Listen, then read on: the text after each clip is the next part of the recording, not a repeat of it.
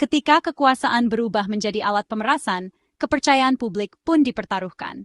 Kasus Bupati Tulungagung, Gatot Sunuwibowo, mengguncang sendi-sendi pemerintahan daerah. Di balik pintu kantor pemerintahan, ada kisah tekanan, ancaman, dan permainan uang yang menyeret banyak pejabat.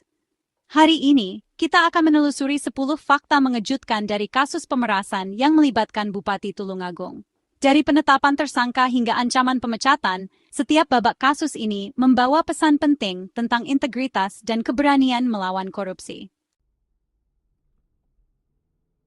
Komisi Pemberantasan Korupsi atau KPK akhirnya menetapkan Bupati Tulungagung, Gatot Sunuwibowo, sebagai tersangka dalam kasus pemerasan yang menghebohkan publik. Penetapan ini menjadi sorotan utama karena melibatkan kepala daerah yang seharusnya menjadi teladan integritas dan kepemimpinan di masyarakat. Proses penangkapan berlangsung dramatis, dengan pengawalan ketat dari petugas KPK saat Bupati Gatot Sunuwibowo keluar dari gedung KPK, menandai babak baru dalam upaya pemberantasan korupsi di Indonesia. Tak hanya Bupati, ajudannya yang bernama Dwi Yoga Ambal juga ditetapkan sebagai tersangka utama dalam kasus ini. Keduanya diduga kuat berperan aktif dalam praktik pemerasan terhadap sejumlah pejabat di lingkungan pemerintah Kabupaten Tulungagung. Penetapan status tersangka ini merupakan hasil dari penyelidikan intensif yang dilakukan oleh tim penyidik KPK selama beberapa waktu terakhir. KPK telah mengantongi bukti kuat terkait keterlibatan keduanya, mulai dari dokumen, rekaman komunikasi, hingga keterangan saksi-saksi yang memperkuat dugaan praktik pemerasan terhadap para kepala OPD. Bukti-bukti ini dikumpulkan secara sistematis dan menjadi dasar utama dalam penetapan status tersangka. Setelah resmi ditetapkan sebagai tersangka, KPK langsung melakukan penahanan terhadap Gatot Sunuwibowo dan Dwi Yoga Ambal.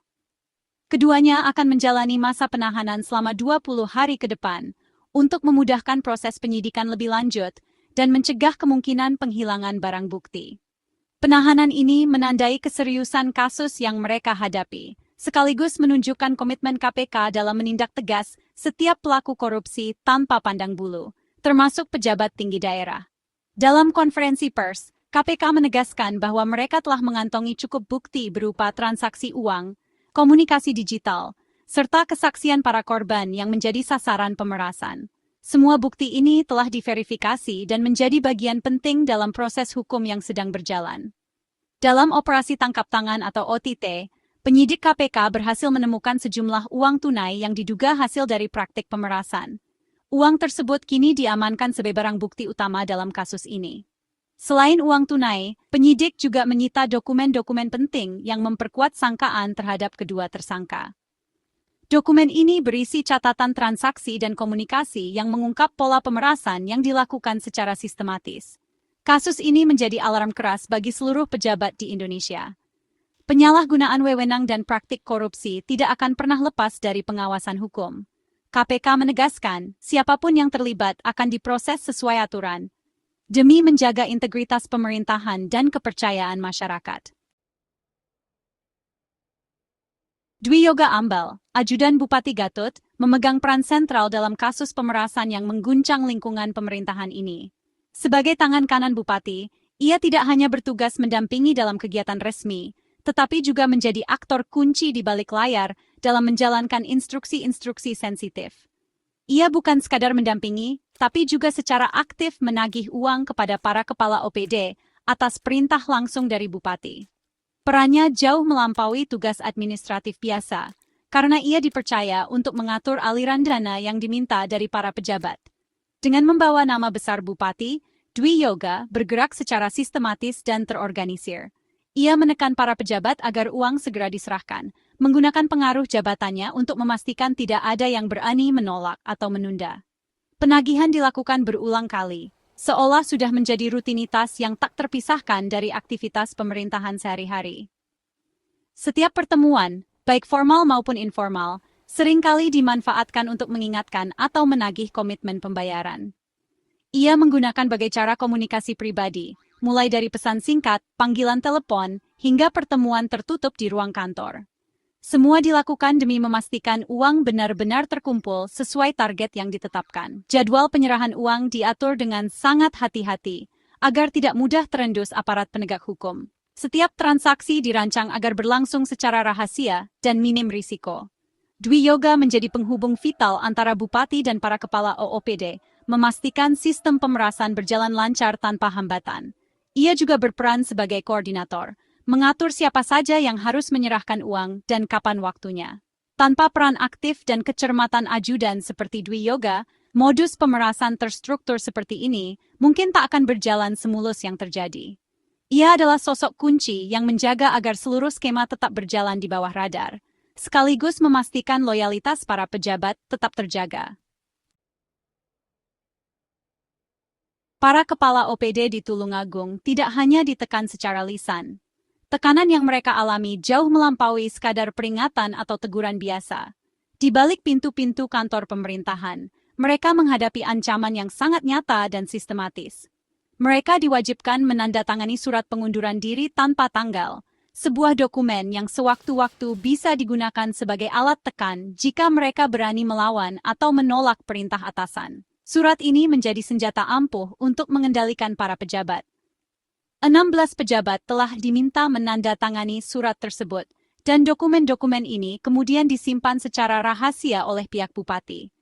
Tidak ada yang tahu kapan surat itu akan digunakan, sehingga menambah kecemasan di antara para pejabat.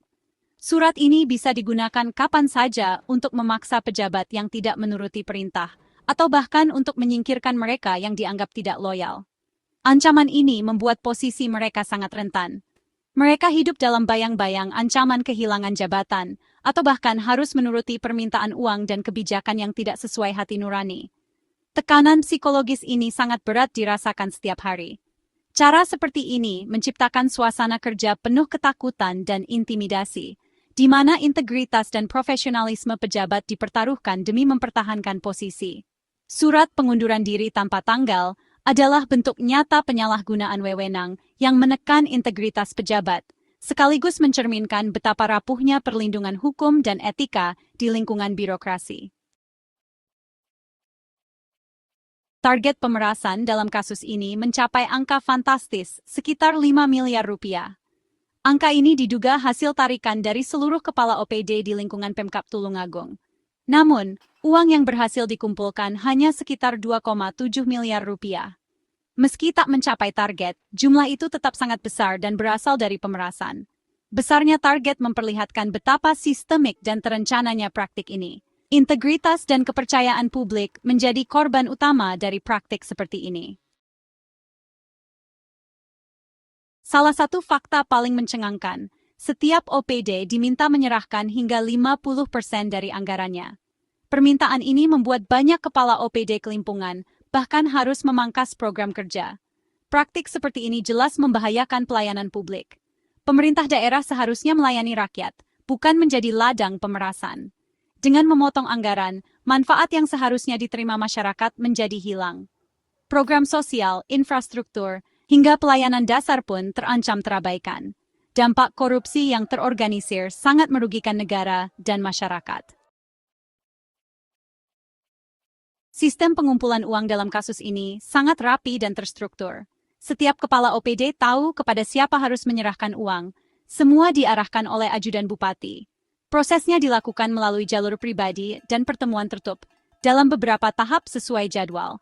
Para pejabat dipanggil satu persatu, diminta menyerahkan tunai atau transfer ke rekening tertentu. Selain ajudan, beberapa pihak lain juga membantu mengkoordinasikan pengumpulan uang. Sistem ini berjalan hampir tanpa hambatan, sebelum akhirnya terendus oleh KPK. Korupsi seperti ini adalah buah dari sistem yang korup, bukan sekadar tindakan individu. Kemana uang hasil pemerasan itu mengalir? Sebagian besar dana digunakan untuk kebutuhan pribadi Bupati Gatot. Mulai dari membeli sepatu, biaya berobat, hingga jamuan makan, dana itu digunakan untuk keperluan konsumtif. Padahal, uang tersebut berasal dari pemotongan anggaran yang seharusnya untuk rakyat. Sebagian dana juga digunakan untuk kegiatan yang tidak jelas manfaatnya bagi masyarakat. Uang negara berubah menjadi milik segelintir orang. Transparansi dan pengawasan harus diperkuat agar praktik seperti ini tidak terulang. Operasi tangkap tangan KPK menjadi puncak pengusutan kasus ini. Bupati Gatot dan 18 orang lainnya diamankan setelah KPK mengantongi bukti kuat penyerahan uang. OTT dilakukan di beberapa lokasi kantor bupati, rumah dinas hingga tempat pertemuan transaksi. Penyidik mengamankan uang tunai, dokumen, dan ponsel sebagai barang bukti. Bupati Gatot dan ajudannya langsung dibawa ke Jakarta untuk pemeriksaan intensif. Proses ini berjalan transparan dan mendapat apresiasi masyarakat. OTT ini menjadi peringatan tidak ada tempat aman bagi pelaku korupsi. Kasus ini makin rumit ketika adik Bupati Gatot, Jatmiko Dwijo Saputro, anggota DPRD Tulungagung, ikut diamankan dalam OTT KPK. Jatmiko diduga mengetahui atau bahkan terlibat dalam proses pemerasan. Keterlibatan keluarga dekat menambah beban moral dan hukum yang harus ditanggung. Publik bertanya-tanya, apakah ini hanya puncak gunung es? Apakah ada pihak legislatif lain yang terlibat? Kasus ini menegaskan lemahnya pengawasan internal pemerintahan daerah. Pejabat yang menolak permintaan Bupati Gatot menghadapi ancaman berat. Mereka bisa langsung dicopot dari jabatan atau dipaksa mundur sebagai ASN. Surat pengunduran diri yang sudah ditandatangani menjadi alat tekan nyata. Suasana kerja di Pemkab Tulungagung pun penuh ketakutan. Banyak pejabat memilih diam dan menuruti perintah, meski bertentangan dengan hati nurani. Praktik intimidasi ini menunjukkan buruknya tata kelola pemerintahan yang dikuasai kepentingan pribadi. Hanya dengan keberanian dan integritas, perubahan bisa dimulai. Kasus pemerasan di Tulungagung adalah potret buram penyalahgunaan kekuasaan. Dari bupati hingga anggota DPRD, lingkaran korupsi ini membuktikan bahwa integritas adalah perjuangan nyata. Setiap fakta yang terungkap hari ini adalah pelajaran. Jangan pernah lelah mengawasi dan berani bersuara melawan korupsi. Pejabat publik harus kembali pada tugas utamanya, melayani masyarakat, bukan ambisi pribadi. Terima kasih telah menyimak dan bersama mengawal transparansi di negeri ini. Ingat, integritas dimulai dari diri sendiri, dan suara kebenaran harus terus diperjuangkan.